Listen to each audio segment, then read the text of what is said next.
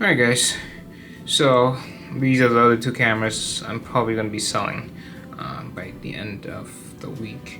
Either to a camera shop, which I think is convenient, Robert's Camera, or you know what, I don't know, maybe I'll just sell it to Robert's Camera, but let me give you my 2 cents before I do, while I do still have them. So this is the X-H1. I purchased this when it released, I think in 2018, end of 2018, or whenever this thing released. I think in 2017 or 2018, I can't totally remember. People can look it up. But basically, this is a great photo camera, right? It does its job correctly.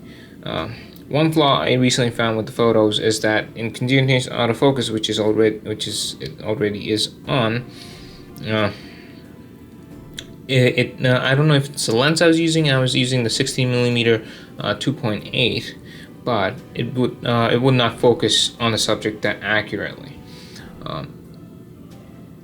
But I took it to Japan in 2019. And it did its job. I was not doing videography back then. I was mostly focused on doing photos. So I did get results that I was expecting. And at the time, I had the Nikon D750. Wow, look at me moving away from DSLRs already. And while I still own 2 D850s.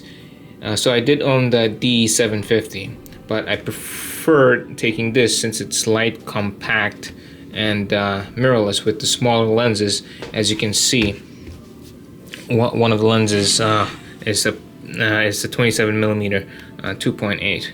Right, this thing is quite small, and importantly, it is, if you take off the lens cap, it is as short as the grip, right? So the problem with cameras and lenses, no matter how small you get the body, the lens will protrude, and it will cause your system to be larger than you want it to be. Even though the camera, like the X-E4, is very small, but it doesn't matter. You're gonna get a lens. I prefer wider lenses, and wider lenses are generally a little bit longer. So if I can get an 8mm in this form factor, that would be a lens that would leave on permanently and use every day. But unfortunately, physics, right? So back to the X-H1. Another reason I had to get the battery grip version. It came in a kit with the battery grip and the 18 to 55mm. I used 18 to 55mm on that Japan trip, so this was practically bought for that Japan trip. So this is the battery grip. It did come with 2 batteries, so I didn't have to buy those 2 batteries separately. It came with these 2 batteries. These 2 batteries, or these smaller Fujifilm batteries, have almost half of the capacity of the newer batteries you see on the X-S10. And the same batteries are used on the old, I say old, but the X-S10. The same small battery capacity. I did have to get this because, as you can see, there's 2 modes here, normal and boost. And in boost, you get lots of other features. I don't totally remember what are the features, but one of the features is the refresh rate and the shutter speed, the frame rate, how many pictures you can take per second, FPS. Increases, not significantly, but increases enough to make a difference. So that's one of the reasons you want to get this. And for videography, you will need basically 1, 2, 3. So 2 batteries in here, 1 battery inside, for it to be a viable videography machine. I haven't done much videography with this battery and the X-H1, but I bet you'll get I don't know, maybe hour and a half of video, or if not more, using the stabilization. So this also came with stabilization, unlike the XT3, which did not have stabilization. So the stabilization, since I was taking videos, moving on from photos to videos, stabilization was important. That's what I noticed during my trip to Paris in 2018. When I was taking videos of the Bastille Day fireworks, the lens stabilization was not great enough. But then now I know, even if you have IS in the system and lens is stabilized, you still need a gimbal. Don't trust me, nothing can replace a gimbal.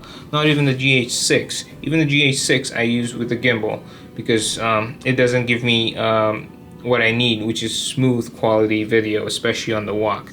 I get even the ZV-1 Mark II, which does not have stabilized lens, did not bother me because I know I was going to use it with the Zhiyun M2S, because no stabilization will give you no in-body stabilization, along with lens stabilization, will give you the smoothness that an actual gimbal will.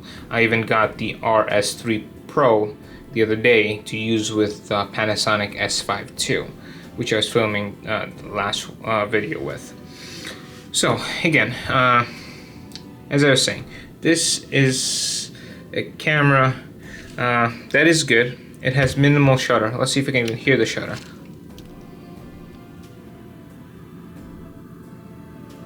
Yeah, it's on electronic shutter mode right now.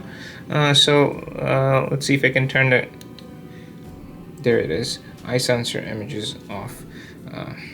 What else? Menu, image quality compressed.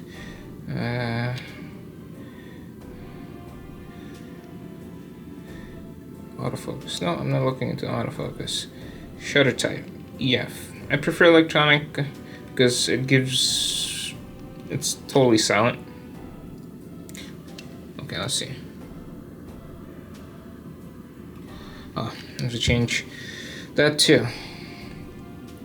Yeah, I had to do that because sometimes I would leave home without an SD card and I would think I would be taking pictures, but nope. It happened to me once. And since then, I've basically been setting cameras to not take pictures if there aren't any SD cards in here. So this is the most up-to-date Fujifilm firmware for this camera. And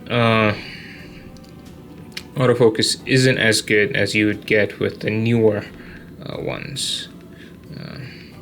F-log, oh, F-log, yeah, F-log is on, but when I used this, I did not know how to use F-log, but it's also 8-bit, so even today, I would not use this camera knowing what I know about 10-bit and 8-bit, because it just makes life so much easier when you're post-production. Tinha Studio did a great video on, hey man, I got my setup going, I don't want to change anything, I just do my thing, and it saves me time. And that is very true. If you're used to something and you want to learn new things, by golly, it's very hard to learn something new. Especially, you don't want to learn something new if you're making money out of it, because your job, your work is getting you paid. You're doing something, right? So why even change from that? So let's see. Save. Where is this thing? So I can get the shutter noise in here.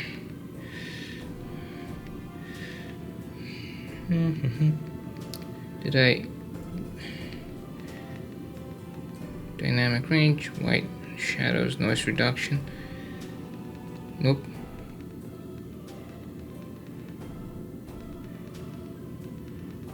Release focus priority. Nope. Shutter type, flicker, IS mode. Nope, nope, nope, nothing here. Button down, command down settings. There it is, shoot without cord on. Right, so let's hear it.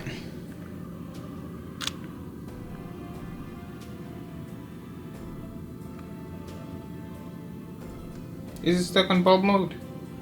It's not stuck on bulb mode. Why is this thing doing bulb mode? But anyway, so there it is. There's the review of the X-H1, the precursor to the X-H2. I prefer this, especially with where you can push in these switches. Makes customization so much easier. But what are you gonna do? I like this too. This is one of the leather, I guess, hand grips you can get, or wrist straps you can get.